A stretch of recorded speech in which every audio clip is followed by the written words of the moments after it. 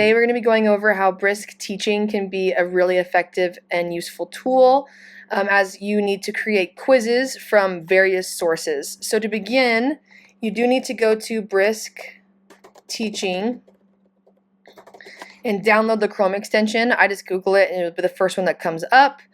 Go and click on this. It's going to ask you to add to Chrome for free, and then mine's already added. You'll add it here, and then it will be followed up by some questions of just basic account information. It is all free. There is a pro version that does cost some money, but that is not necessary for the things we're going to be doing today. So add this there to your extensions. It should all be approved and should go on very easily. Secondly, do be aware that as you use it the first few times, especially when you're using it from things from your Google Drive, it is going to ask for permission, and to authorize that permission, you do have to sign into your Google again. That's only going to happen the first few times that you use it. All right, so once you have added this to your Google extensions, you are going to here's one way you could use it. You could open up a website. So if we're going to make a quiz using this website, the first thing that you need to look at is if there's enough text. Sometimes the articles are really short and there's a lot of pictures or a lot of images that are graphs. This AI is text-based, so it does need text. But let's go ahead and see how we could use this. You're going to find a website you like. I'm going to go up to my extensions. Mine's already pinned, but if yours is not already pinned, you're going to click on this little puzzle piece, click on Brisk Teaching, and you know it's working when there is this little B in the corner. It usually is glowing some kind of color depending on what you're doing. I recommend pinning it. If you do like this resource, I have pinned mine, and you can use it whenever. Once you get this little B, you're going to click the button, and then you're going to click on Create. Now there are other features, and we'll go over these other features in different videos, but for today we're talking about creating quizzes. So I'm going to click on Create, and I'm going to click Quiz. Here it's going to give us, like we already chose the format, it's going to give you a language to put it in. I'm going to keep it basic. I'm going to say create a quiz about this web page. And then down here you can also add standards. Anything we ever do in Brisk you can add standards to. It is an option. All you have to do is then specify what the specific standards you need are. And the nice thing is I did this a while ago on one of my worksheets I created, and it will save these to your account. So you don't have to keep selecting them every time, but one time you do. All right, and you do get a level to put this at. I'm going to choose 9th grade. That's what I teach. You have options for what kind of questions you want these to be: multiple choice, short response, long response. I'm going to just stick with multiple choice for today. And then you can also choose how many questions you would like this quiz to be. If you're hoping to make a quiz that's longer than 20 questions, I'll show you how to fix that in just a second, but we'll start here. All right, I'm going to click Next. For quizzes, it gives us two options. It gives us an option to create this into a Google Doc. So if you wanted to print this off and use it, then I'd use Google Docs. You also can do it in a Google form.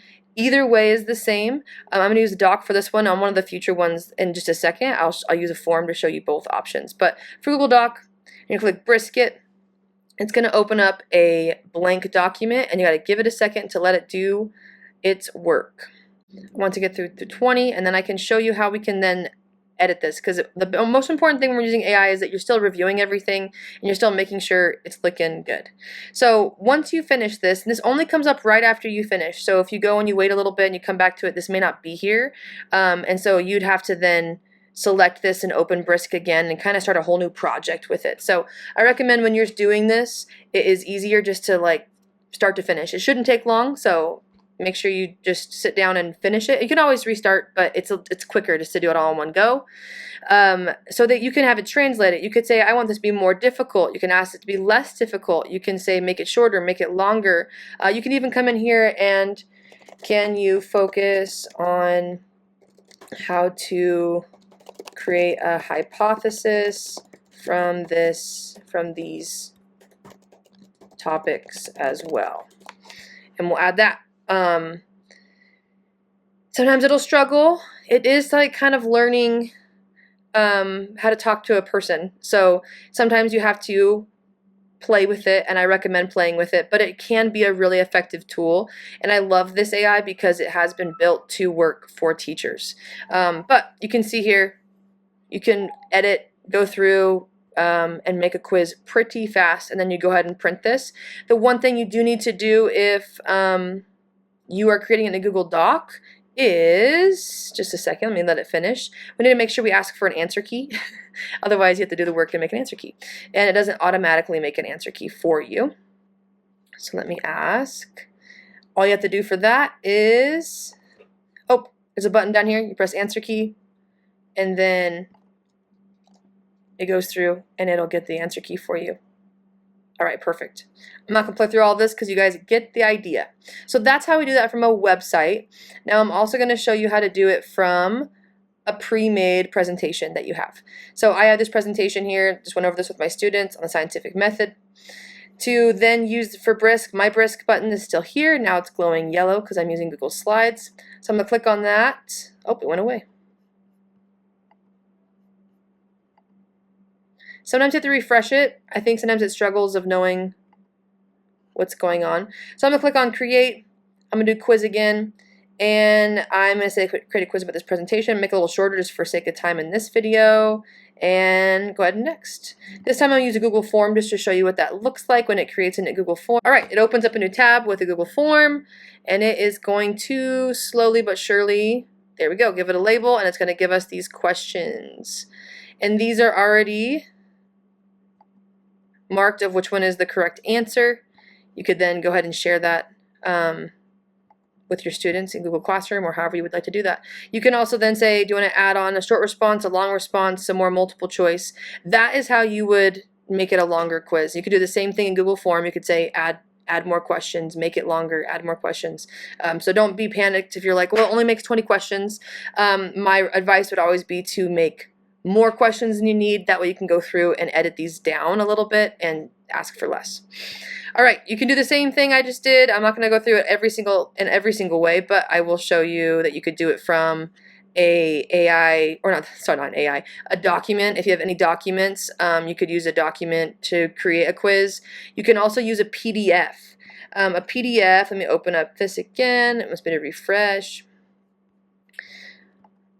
A PDF is going to be sometimes a little bit different. If you can read the PDF like I am right now in a viewer, it will just go straight to the quiz as you saw before. If you have a PDF that you'd like to attach, you could do that too. You could also attach the PDF right into there, and then it will make the quiz just the same as you saw before.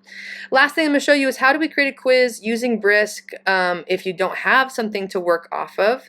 And that you would do by opening up a blank Google Doc. Let me go ahead and, I had a lot of refreshing today. Okay, I'm going to go ahead and click on Brisk. It's going to give you this ad for a little bit because it's just trying to get you to do that. Okay, I'm going to click on Create. I'm going to say quiz.